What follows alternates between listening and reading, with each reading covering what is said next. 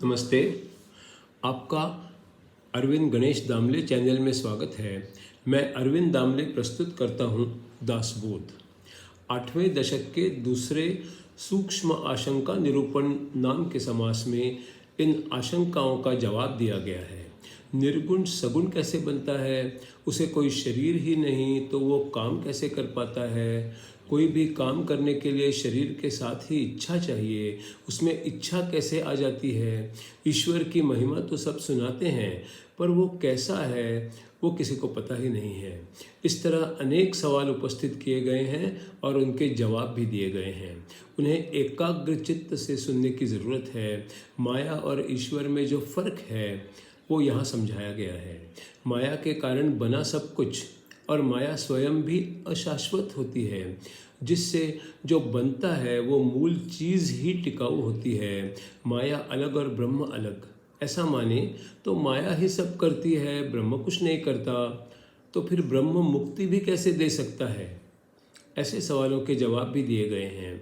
आपको पसंद हो तो चैनल को सब्सक्राइब करें, लाइक करें, शेयर करें और बेल आइकॉन को दबाएं।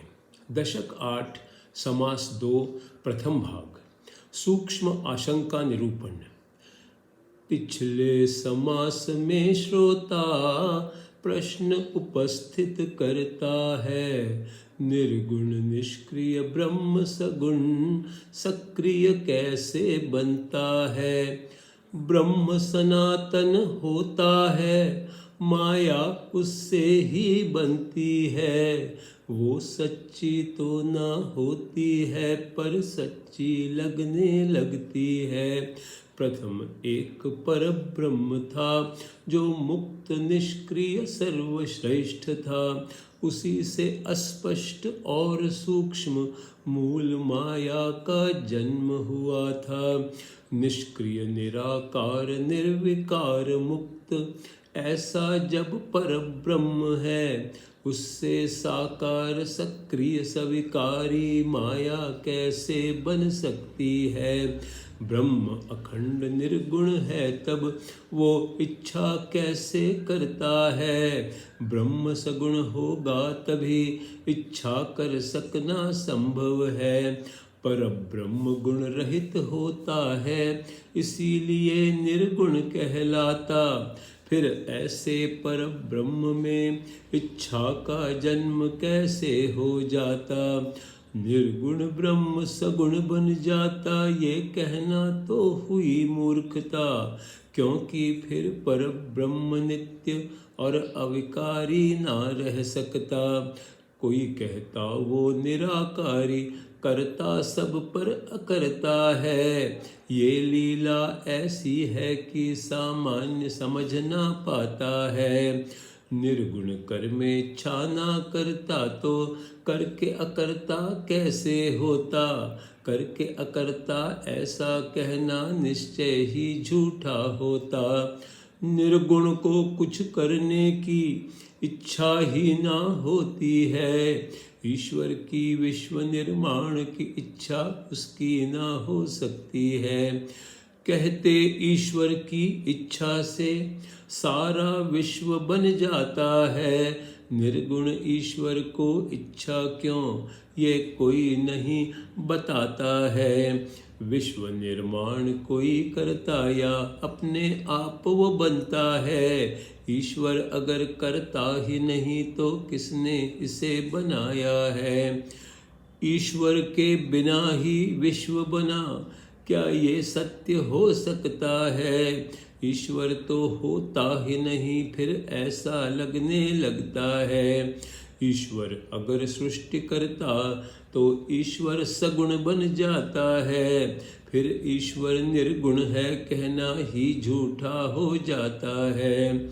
ईश्वर अगर निर्गुण है तो वो सृष्टि किसने बनाई है? जिस निर्गुण ये कर्म किया वो सगुण नश्वर बन जाता है।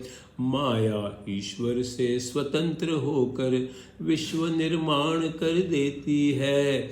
ऐसा कुछ सोचो तो फिर भी मन को ठीक न लगता है। माया तो खुद स्वतंत्र है और खुद विस्तृत हो जाती है। ऐसा मानो तो ईश्वर को कोई स्थान न रहता है। सब कर्मों की जिम्मेदारी माया को ही दे दी तो भक्तों का उद्धार करने वाला ना ईश्वर है ना कोई है। ईश्वर के बिना माया होगी तो उससे कौन बचाएगा। भक्तों की परवरिश करने वाला क्या कोई भी ना होगा। अकेली माया ही स्वतंत्र है ऐसा मन में आ जाता, पर माया को बनाने वाला ईश्वर ही अवश्य होता। ये परमेश्वर कैसा है और माया उसकी क्या है, यही बात विस्तार से मुझको अब तुमको बतलानी है। सावधान श्रोता जन सबको अब मन एकाग्र बनाना है। सावधान हो सुनिए अब जो कुछ मुझको कहना है। मन में संदेह एक ही है पर सबका मित भिन्न नजरिया है। सबके भिन्न भिन्न अनुभव को अब मुझको बतलाना है।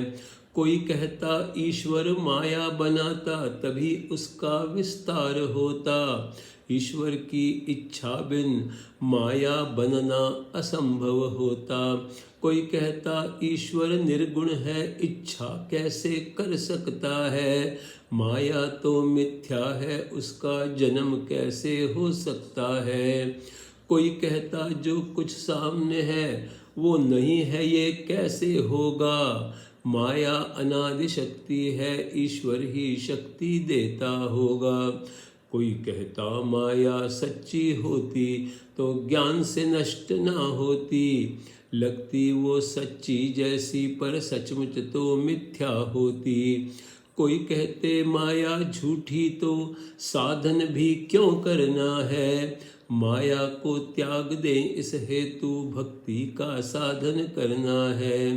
अज्ञान रूपी रोग के कारण माया सच्ची लगती है। साधन रूपी दवा पीकर वो फिर मिथ्या लगने लगती है। ऐसी अनेक उलझनों के कारण अनेक साधन बतलाए। माया फिर भी ना जाए तो सच क्यों ना मानी जाए।